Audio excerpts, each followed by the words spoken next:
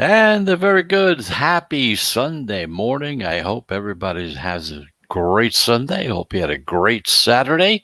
Welcome to the Sports Wagering Zone. We're coming to you from the Eastern Time Zone here in Charlotte, North Carolina. But whatever time zone you happen to be in, whatever you happen to be doing, welcome to the show.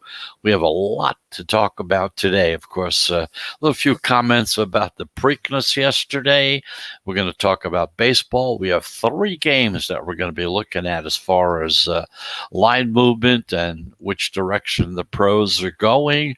And also, of course, we're going to be talking about taking a look at the NFL lines just to kind of see if there's much movement in any of those lines there. And of course, we may have some other comments. We're going to talk about the National Hockey League, take a look at some thoughts and ideas about the playoffs that are starting, kind of give you some thoughts if you're going in that direction. So anyway, welcome to the show. You're listening to us. We're live coming to you on the I-95 Sports and Entertainment Network. I'm Chris Pardo. Thank you very much for listening. And of course, we're also podcasting on most of your major podcast platforms, such as Apple Podcasts, Spotify, Amazon Music, iHeartRadio.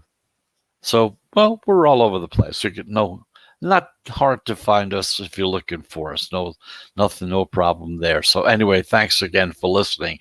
So as usual, we're going to get back into the swing of things as far as what we're going to be talking about, because we always start off generally by going in and seeing what happened the day before in sports, especially in Major League Baseball, the NBA, and the National Hockey League.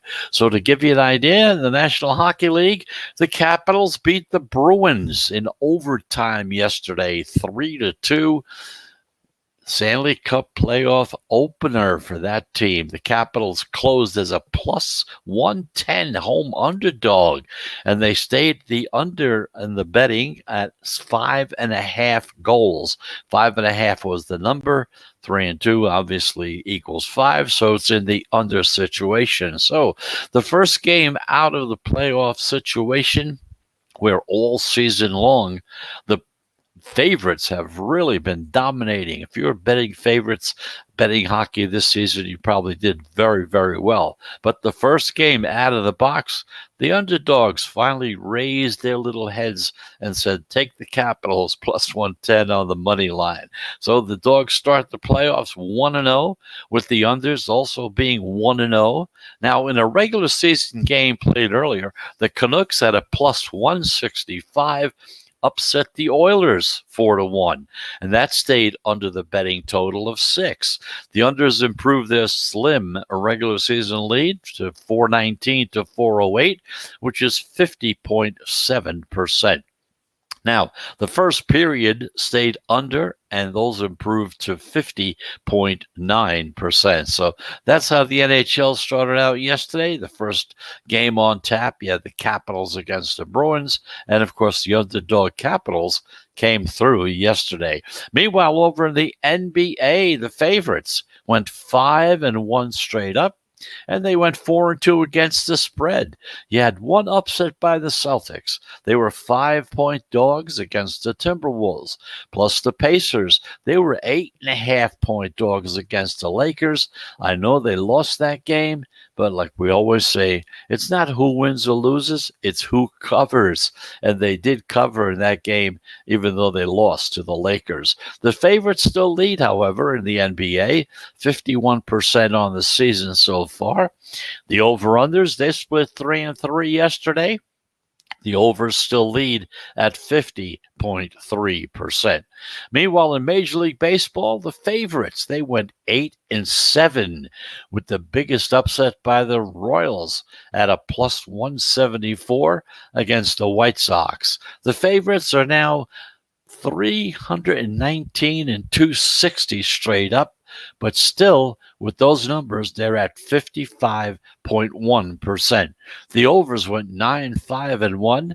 You had a push on the Reds and the Rockies, 11 in 12 innings. But the unders still lead, and the unders are at 50 1%. So that's a roundup of the Major League Baseball, NBA, National Hockey League, and of course, take a few minutes and talk about the prickness. We talked about this yesterday. I got some emails on it at the end of the day saying, well, why do you feel that way? Basically, if you missed the show yesterday, my thinking on the big three games for the Triple Crown, the Derby, the Preakness, and the Belmont Stakes. I kind of stay away from those kind of races. Understand something. I was involved in horse racing for many years ago. I lived at the racetrack for 4 or 5 years, bought my own racehorse, had one, won 3 races in New York. So I'm kind of into that, and I kind of have an inside look as to how things go on.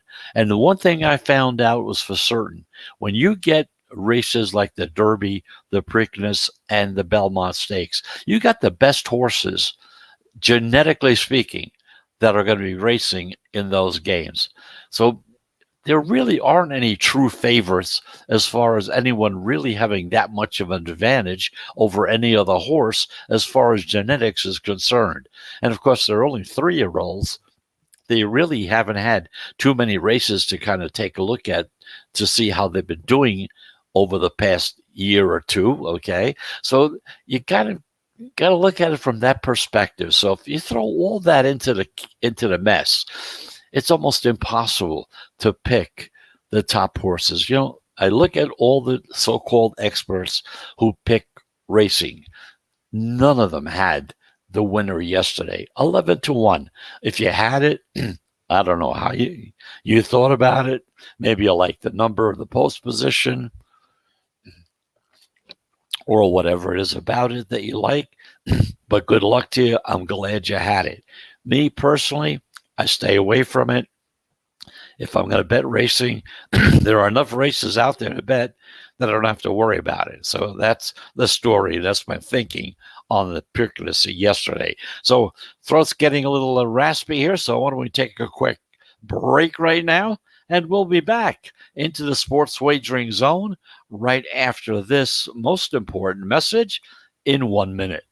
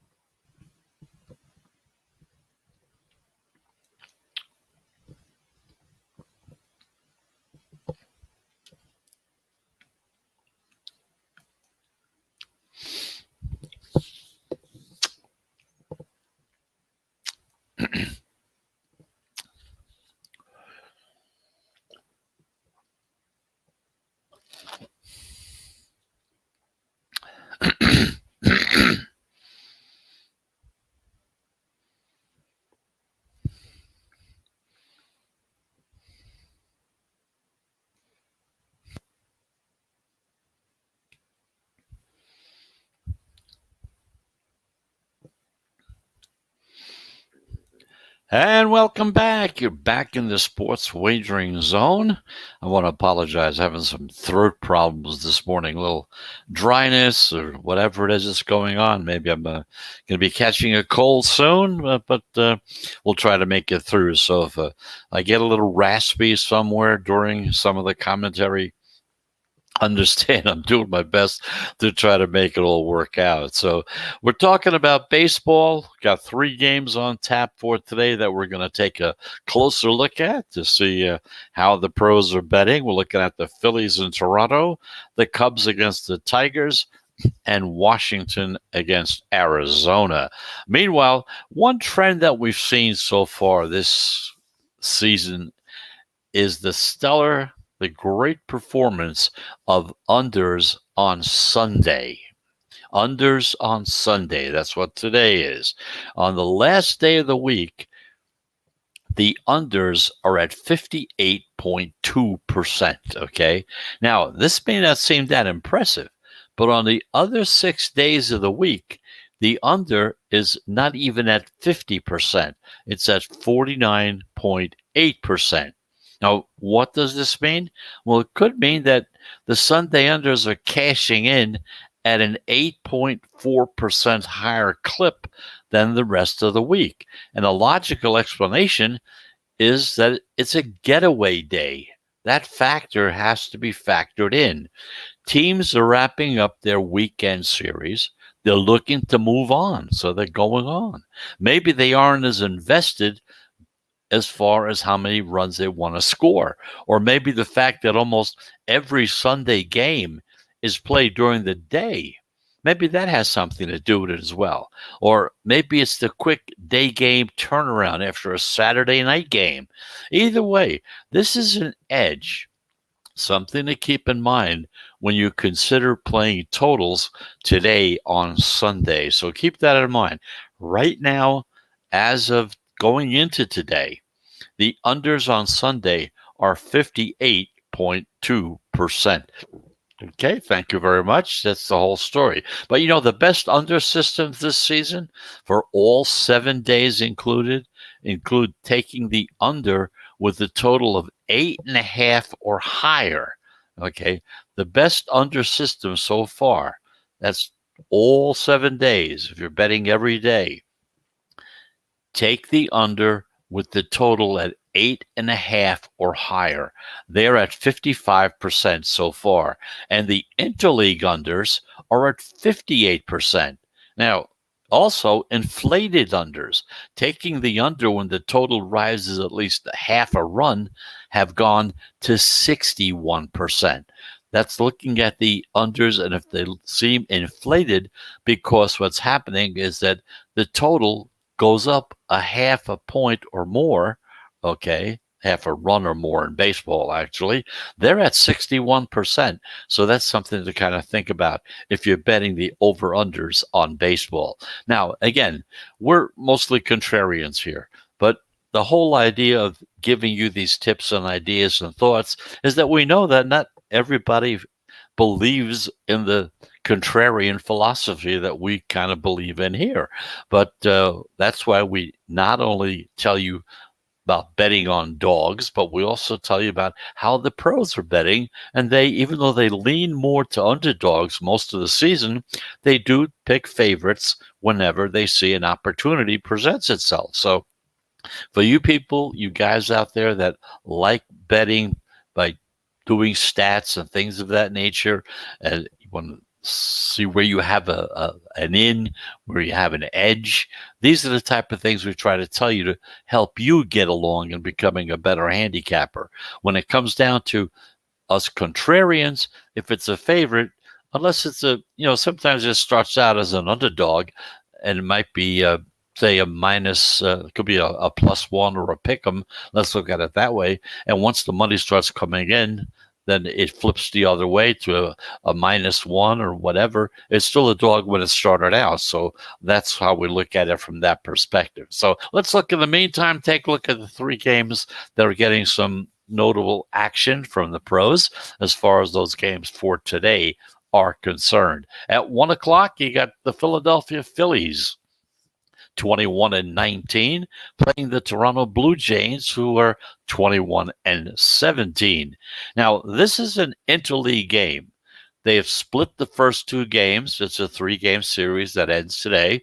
The Phillies took the opener 5-1. They were plus 135 dogs on the money line. And the Jays came back with a shutout win yesterday, 4-0, as plus 130 dogs as well on the money line. Now, in this afternoon's rubber match, the Phillies start their right-hander, Chase Anderson. He's 2-3, 5.23 ERA, and the Jays come back with Robbie Ray. He's 1-1 with a 3.38 ERA. Now, looking at the line for this game, it opened with Toronto, a -145 home favorite at the open. The Phillies, a +135 road dog. Now, the pro money has really come in on the Jays. They streamed the lineup from 145 all the way up to being a -160 on the money line. Now, teams off of the win. receiving 15 cents or more. Steam is when you have a big move all of a sudden, 145 to 160. That's a big move, 15 cents or more. And it's in their favor. They're at 58% this season. Now, interleague teams like this game is, where you have a line move in your favor, they've gone 59%. The Jays are plus 34 in run differential. The Phillies are minus 5. Toronto's 8-5 at home, while Philadelphia is 8-13 on the road. So in the first game at 107, 105, somewhere in that time frame, the pros are on the Toronto Blue Jays. Also around 1 o'clock, you have the Cubs against the Detroit Tigers. Cubs 18-20, the Tigers 14-25. Now, the Cubs took care of business in the opening game. They won 4-2. They were favorites in that game. They were minus 145 on the money line. And then we saw the Tigers steal a 9-8 win in extra innings yesterday, cashing in as plus 145 home dogs. Now, in today's last game of the series, the Cubs come out with Kyle Hendricks. He's 2-4 with a 6.23 ERA. The Tigers come back with their lefty, Matthew Boyd, who's 2-3 with a 2.94 ERA. Now, looking at the line, it opened with Chicago, listed as a modest minus 130 road favorite, and Detroit a plus 120 home dog. Now, in this game, the public they're kind of split on this. On one hand, the Cubs have a better record, that's for sure. But the Tigers, they seem to have a pitching advantage, at least on paper. Now, despite this virtual split, we've seen Chicago tick up from minus 130 to minus 140 on the money line. What this means is that some pro money is backing Chicago, which looks to bounce back after blowing that lead in extra innings yesterday. Now, Chicago has value as a favorite with a low total. The total for the game is 9. Chicago is 8-3 against left-handed starting pitchers this season. They're just 10-17 against the righties. Now, we've also seen under money coming in, hitting the opener of 8.5, dropping that total down to 8. Now, as far as weather, the forecast calls for a temperature in the mid-60s, only 5-mile-per-hour winds blowing in from right field. So both teams have been profitable to the under this season, with Chicago being at 20-17, Detroit being at 22-17 to the under. So in this game between the Tigers and the Cubs, the pros are on the Cubs. We're going to take our second break, and when we come back, we're going to take a look at the third game on for today. It's the 4 o'clock game between the Washington Nationals and the Arizona Diamondbacks. So just a reminder, you're in the sports wagering zone, and we'll be back right after this.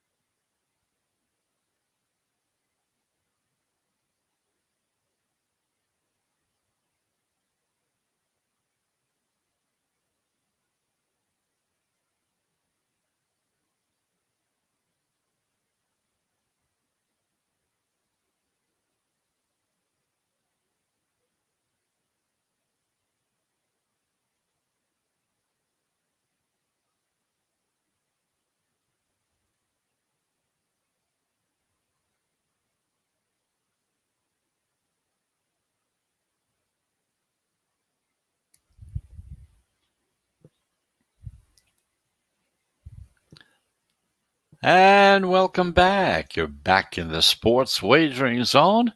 I'm Chris Pardo. Thank you very much for listening. We're coming to you live on the I-95 Sports and Entertainment Network, live from Charlotte, North Carolina.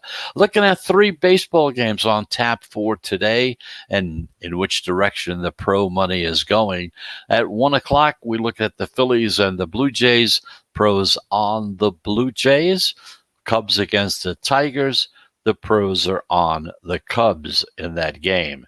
Meanwhile, at 4 o'clock, you got the Washington Nationals, 15-20, against the Arizona Diamondbacks at 18-22. Now, the Nationals, they embarrassed the Diamondbacks 17-2 in their opening game. They were minus 200 road favorites. Very easy. If you had that game, you laid that extra wood. Seeing that score, that game going on, probably felt pretty good throughout the game. But then we saw the Snakes bite back yesterday. They won 11-4. They were plus 110 home dogs in that game. Now, this afternoon's rubber match, the Nationals come in with Eric Fetty. He's 2-4 with a 5.29 ERA. And the Snakes, well, they come back with their righty Luke Weaver, who's 2-3 with a 5 ERA this season. Looking at the line, it opened with Washington, a slight minus 117 on the money line road favorite. Arizona as a plus 107 home dog. Now, in this game as well, the public doesn't know who to back.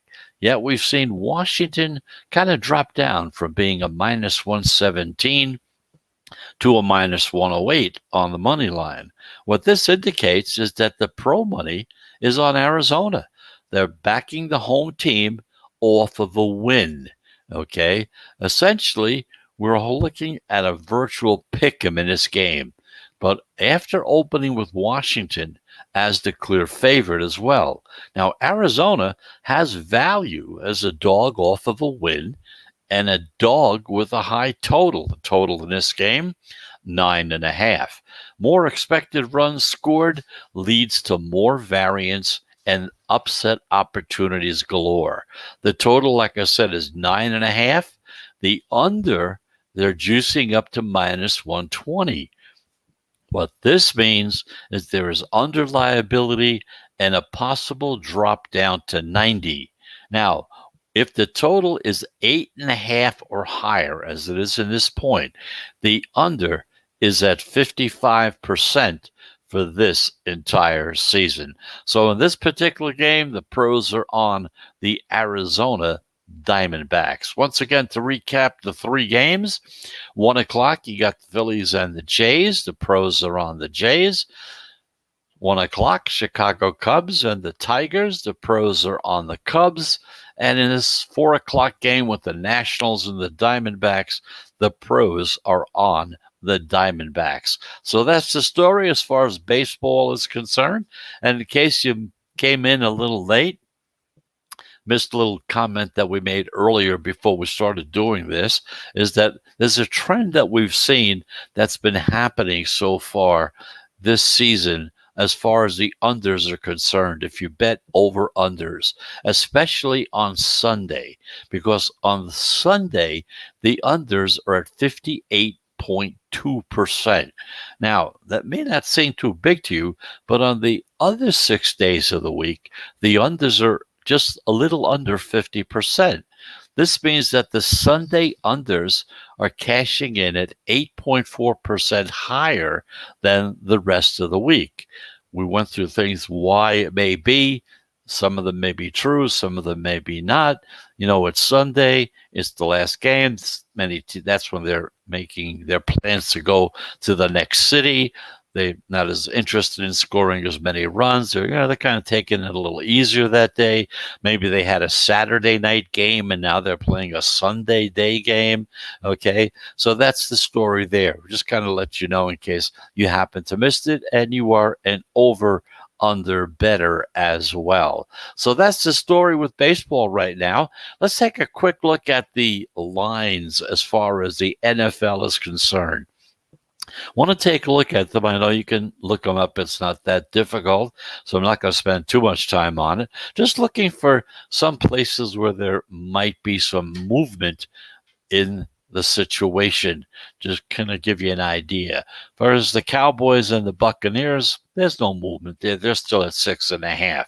With the Eagles and the Falcons, they opened at 3.5. Now, some of the houses are at 4.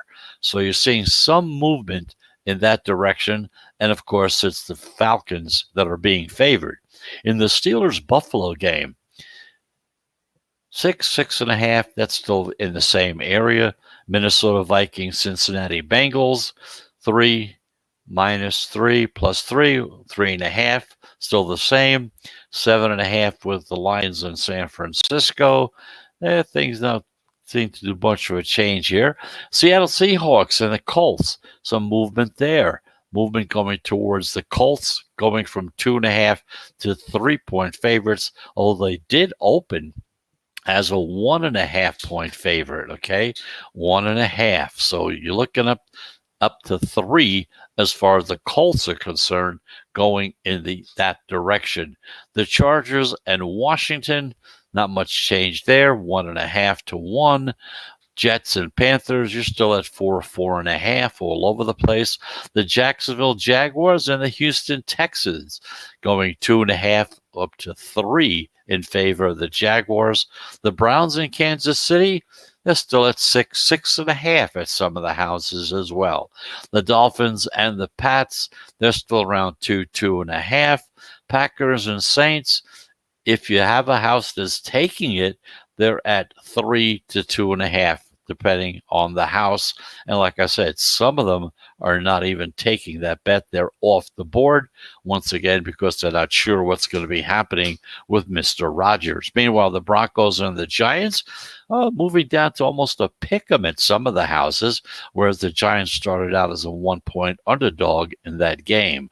Now, the Bears and the Rams are on 7. And finally, the Ravens-Raiders, which is the Monday night game, around 4.5 to 4. So we're not saying too much change, too much action going on in that direction, but we're trying to keep you up to date on it. We're going to watch it a lot, not as close now as we're going to watch it as we get closer to the season starting, because we want to see the line movement. We want to keep a record of it to kind of see which direction is going.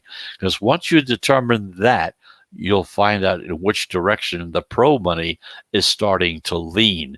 Now, I'm sure most of them haven't even started betting yet, maybe a token bet here and there, unless they see some value somewhere where they see there might be a change and they're going in that other direction.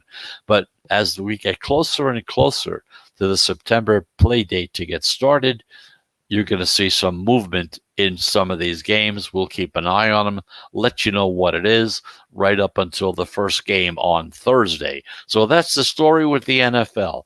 We talked about baseball, and just to recap the 3 games once again, you got 2 games coming on at 1 o'clock, and you're going to have the Phillies and the Toronto Blue Jays. Plurals are on the Toronto Jays. As far as the Cubs and the Tigers are concerned, pros in that game are on the Cubs in that game against the Tigers. And finally, Washington against Arizona. That's the 4 o'clock game. And that particular game, the Dogs is the choice of the pros. That is the Arizona Diamondbacks. So that's the story there. We're going to take our final break. And when we come back, we're going to take a little look at hockey and try to give you some thoughts and ideas about the coming playoffs, who looks like they might be a good bet to play. Again, it's not myself. I'm not big into hockey, so I don't make too much comment on it. But today, got some information from Andy McNeil. Andy is the hockey maven over at VSIN. That's the Vegas Sports Information Network. Give you an idea as to what his thinking is on the games coming up. So let's take that final break. And just a reminder, we will be back in the Sports Wagering Zone right after this message.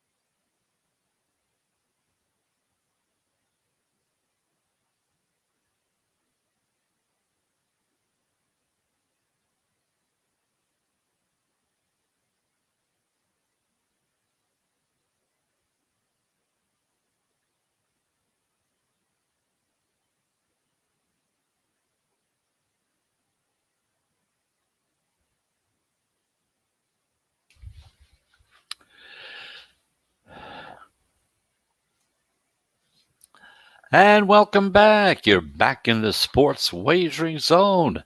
I'm Chris Pardo. Thank you very much for listening. We're coming to you live on the I-95 Sports and Entertainment Network. Of course, some of you guys out there, podcast listeners on Apple Podcasts, iHeartRadio, Spotify, Google. We're all over. So very easy to get a hold of our show any time of the day or night, actually. You can always rehear or replay the games as well.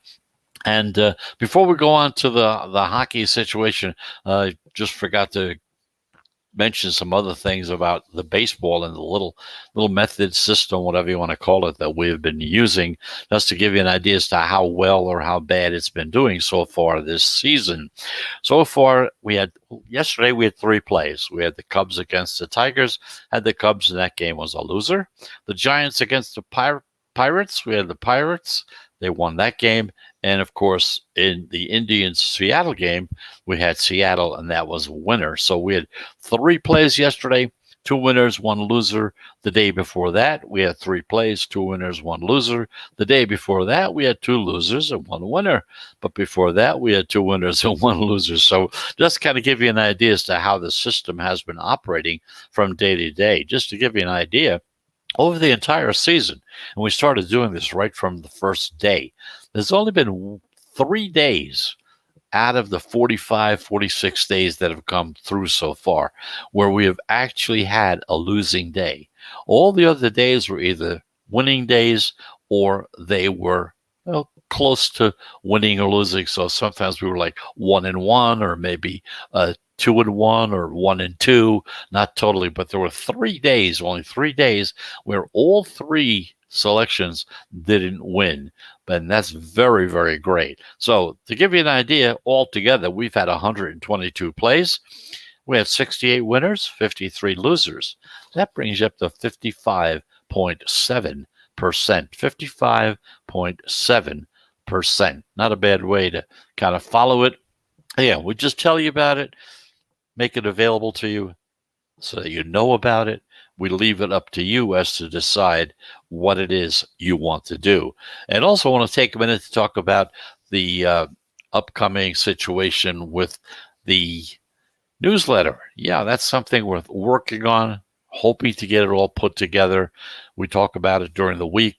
I want to mention it to you guys on the weekend if you're not listening during the week. But we're planning on having a newsletter. We're trying to get it put together.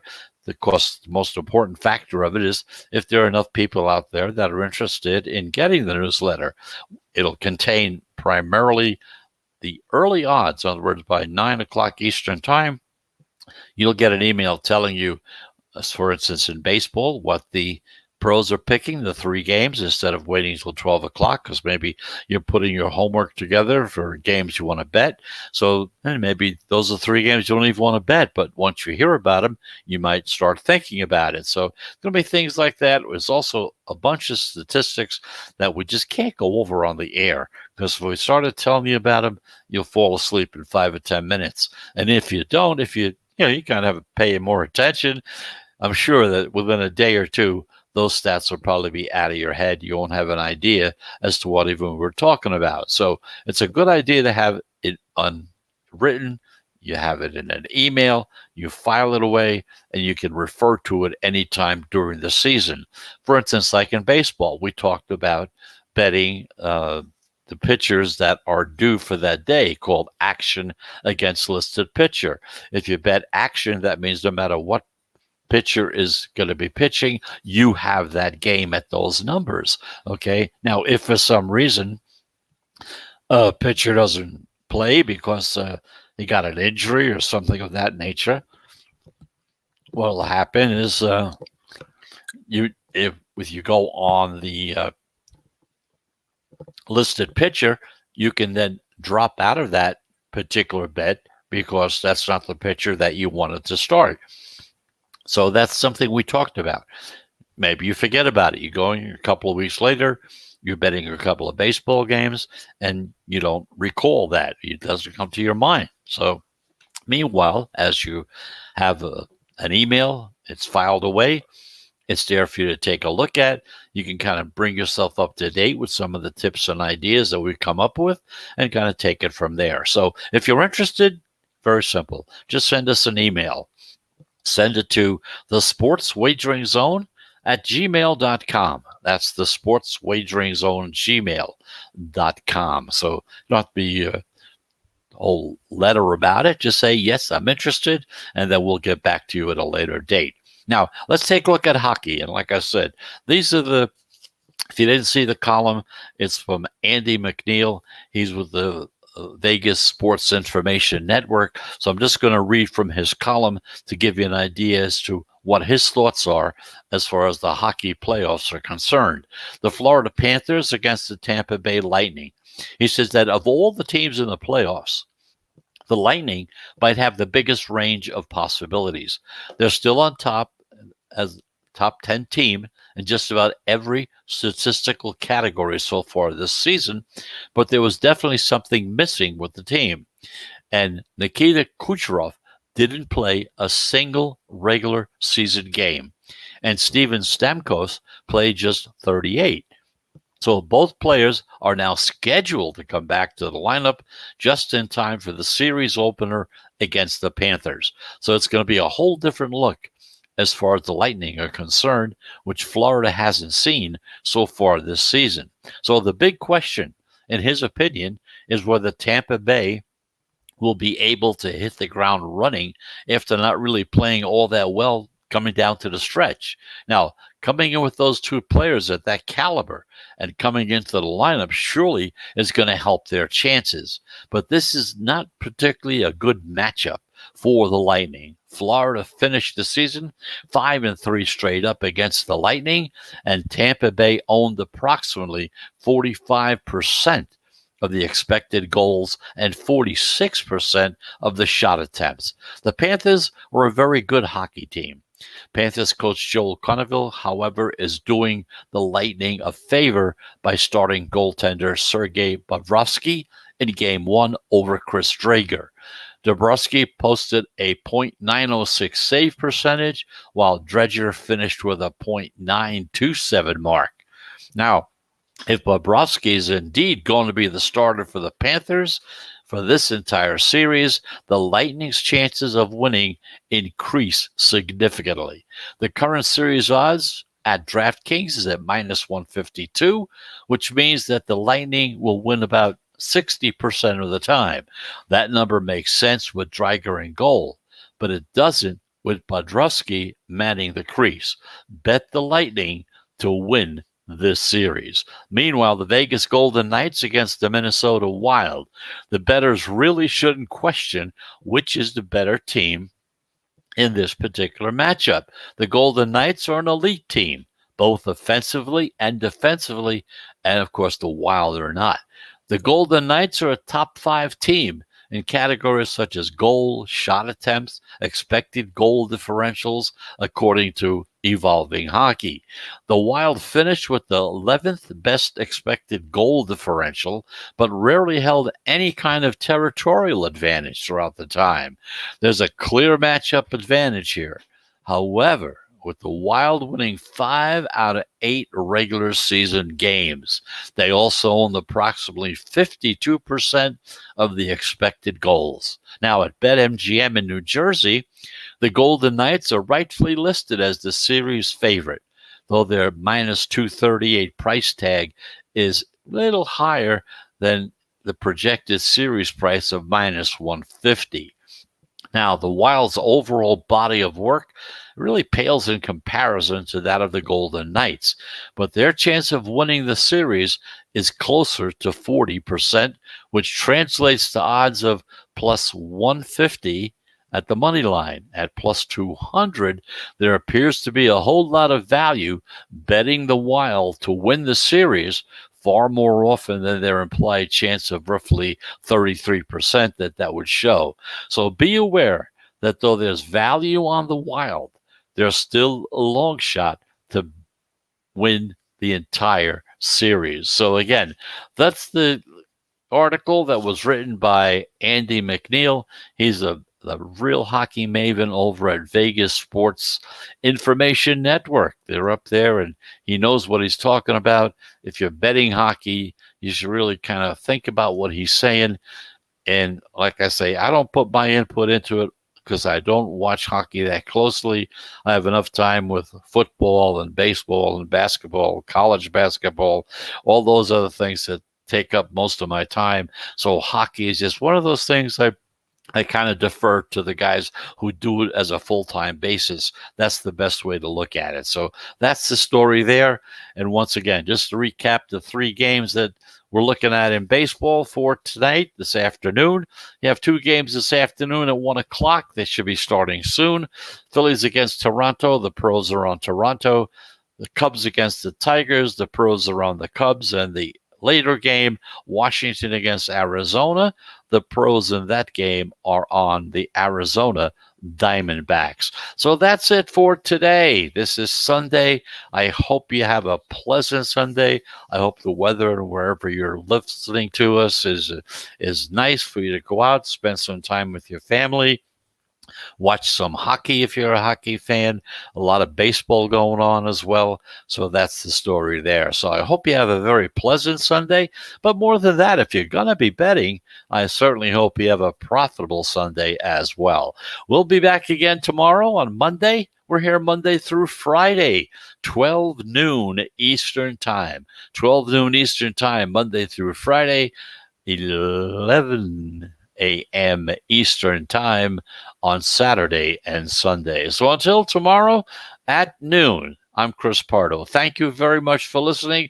We'll be back again on the I-95 Sports and Entertainment Network, as well as most of those podcast platforms we talked about, such as Apple Podcasts, Spotify, and more. So just kind of look at them. We're there. And once again, if you're interested in the newsletter, send us an email. Send it to the Sports Wagering Zone at gmail.com. So until tomorrow at 12 noon, have a very pleasant and a profitable Sunday if you're betting. I'm Chris Pardo. Thanks for listening, and goodbye, everybody.